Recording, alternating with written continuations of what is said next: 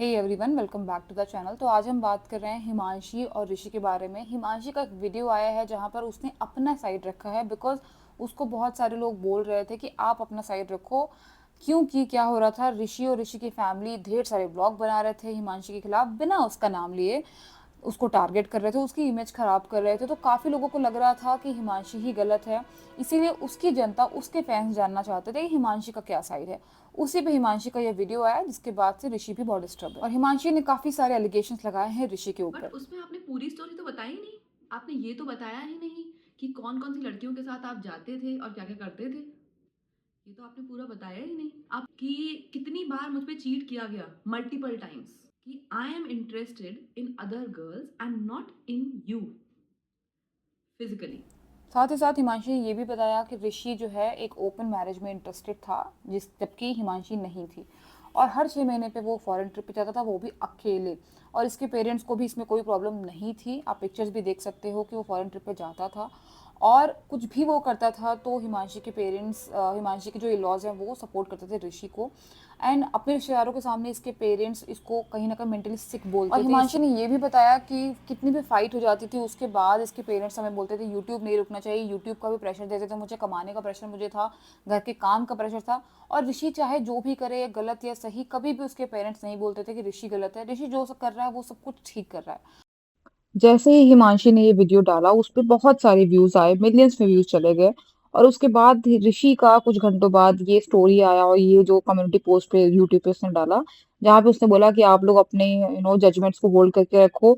और मुझे नहीं पता था कि कोई इतना नीचे जा सकता है अपने आप को सही प्रूफ करने के लिए, और मेरे पास सारे पॉइंट्स हैं। ऑल्सो ऋषि सेड उसके पास सारे प्रूफ्स हैं, जो भी एलिगेशंस यहाँ पे हिमांशी ने लगाए हैं।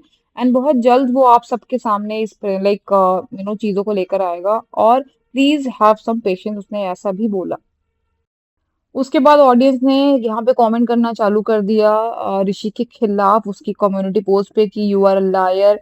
और कितना डिस्टर्ब दिख रही हिमांशी उस उस पूरे वीडियो में। And you are a cheater, your whole family is toxic, all these things ये ऋषि को बोला गया है। और सबको वो सबने ये भी बोला कि आपको ये सबको टाइम इसलिए भी चाहिए होगा वीडियो बनाने के लिए, बिकॉज आपकी जो भी वीडियो होती है वो पूरी स्क्रिप्टेड होती है, बहुत अच्छी एडिटिंग होती है।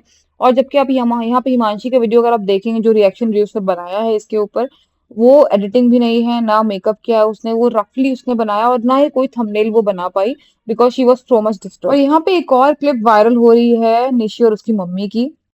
आपका हस्बैंड एक एक्स्ट्रा मैरिटल अफेयर में हो, आपको पता चल जाए he is dating another woman. मेरे हस्बैंड का है, तो फिर मैं सबसे पहले अपने अंदर कुछ ढूंढूंगी, क्या मैं कहाँ लैक कर रही हूँ, और मैं अपने हस्बैंड से भी बात करूंगी कहाँ मैं लैक हूँ, और फिर जिनका उनके साथ है उसके साथ भी मिलूंगी मैं। इट सेम्स हिमांशी की जो सास है वो चीटिंग को सपोर्ट कर रही हैं, which is very wrong. Cheating चाहे लड़का करे या लड़की, दोनों ही गलत।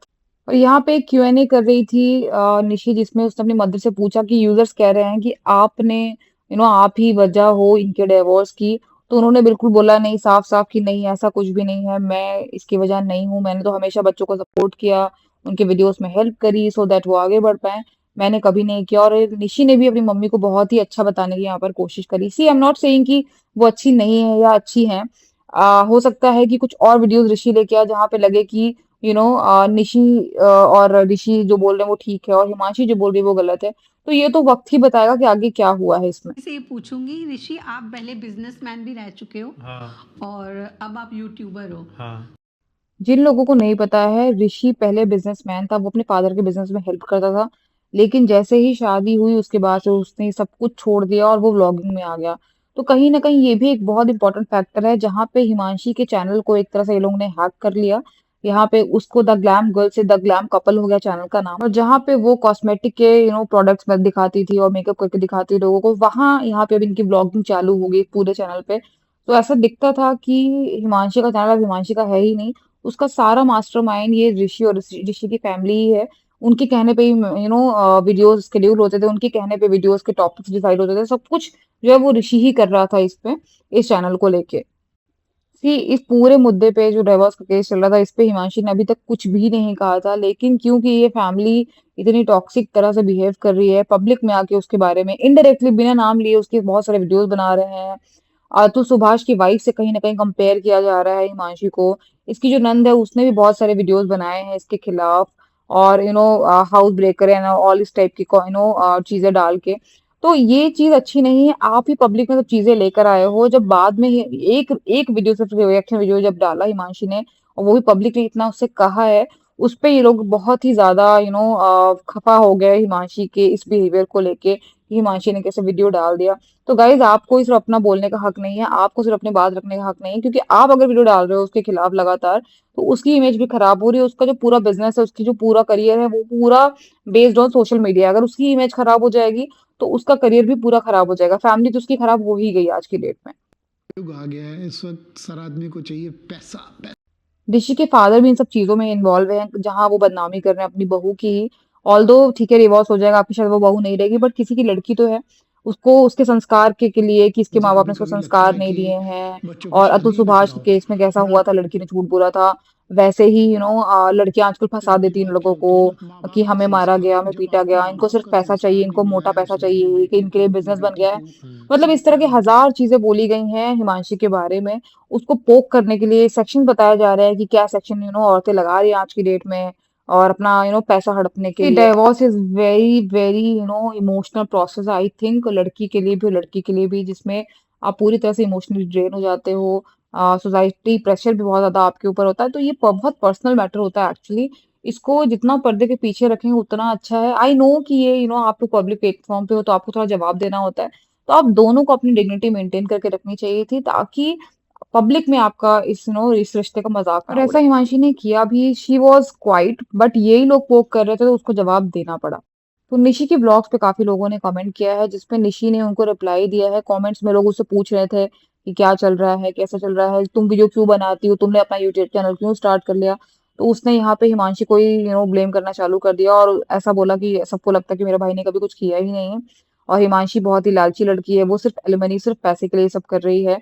हमारे पास इतने पैसे नहीं कि हम इतना सारा केस लड़ सके, उसके पास बहुत सारे पैसे हैं कि 10 साल तक भी वो पेमेंट कर सकती है लोगों का, वकीलों का।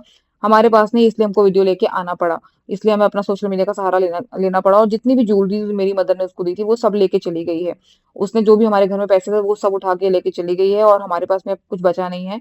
तो हमारे पास भी यही रास्ता बचा था कि हम यूट्यूब पर आए और लोगों को बताएं, सो दैट हमको थोड़ा अर्निंग भी हो जाए, और हमारी चीज, हमारा पक्ष लोगों को समझ में आ जाए कि हम क्या कहना चाह रहे हैं। ठीक है। अब रीजन क्यों खोला मैंने चैनल, जैसे मैंने बताया, उसने कहा कि हमारे वीडियोस पे जो भी पहले वीडियो साथ में बनाते थे, उसमें जो भी कमेंट अच्छे आते थे मेरे लिए, हिमांशी उसको डिलीट करवा देती थी, इसलिए मुझे अपना चैनल खुद का बनाना पड़ा। तो आई डोंट नो कितनी सच्चाई है इसमें, कितनी नहीं, वो तो हिमांशी ही बताएगी। तो that's it guys for this video, मिलते हैं नेक्स्ट वीडियो में। Okay bye.